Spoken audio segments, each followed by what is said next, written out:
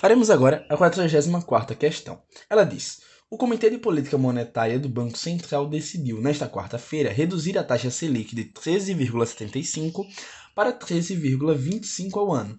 O placar no Copom foi de 5 votos para derrubar a taxa de 13,25 para 13,25 na verdade, e 4 votos a favor de 13,5. Esse foi o primeiro corte da taxa básica de juros em 3 anos. A última queda havia acontecido em agosto de 2020, em meio à fase mais aguda da pandemia de Covid-19, quando a taxa Selic caiu de 2,5% para 2% ao ano. No comunicado divulgado após a reunião, o comitê argumentou que a melhora do cenário para a inflação possibilitou a redução da Selic. Depois de estudar o cenário econômico brasileiro, um economista prevê que a taxa Selic deverá sofrer uma nova redução e que o valor passará a ser o valor mais recente, subtraído de, no máximo, o valor equivalente ao desvio absoluto médio correspondente às últimas 5 taxas apresentadas no gráfico. Assim, o economista propõe que os investidores intervenham na situação, deixando de investir em fundos que têm como base a Selic e aplicando capital em outras possibilidades que cheguem a pelo menos 1,3% ao mês. Supondo que a previsão do economista aconteça, o menor valor da taxa Selic será D. Ora, para calcularmos o desvio absoluto, certo? Teremos que encontrar a diferença entre um valor x e o valor médio apresentado, multiplicar por um determinado peso, certo?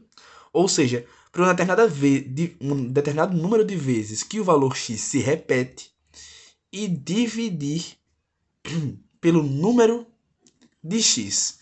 Neste caso, nós teremos o seguinte: a primeira coisa a ser encontrada é a média. Essa média nas últimas 5 taxas foi de 13,75%, que se repetiu 4 vezes, mais 13,25%, que se repetiu uma vez. Tudo isso dividido por um número total de vezes igual a 5. Isso nos dá 13,65. Aplicando isso então no cálculo do desvio, nós temos 13,75 menos 13,65 se repetindo 4 vezes, mais 13,25 menos 13,65, que se repetiu apenas uma vez. Tudo isso dividido pelo número de vezes em que ocorreu a repetição.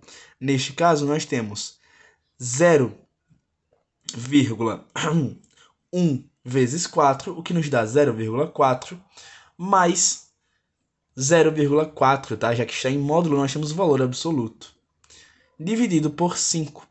Ficamos então com 0,16% como valor do desvio absoluto.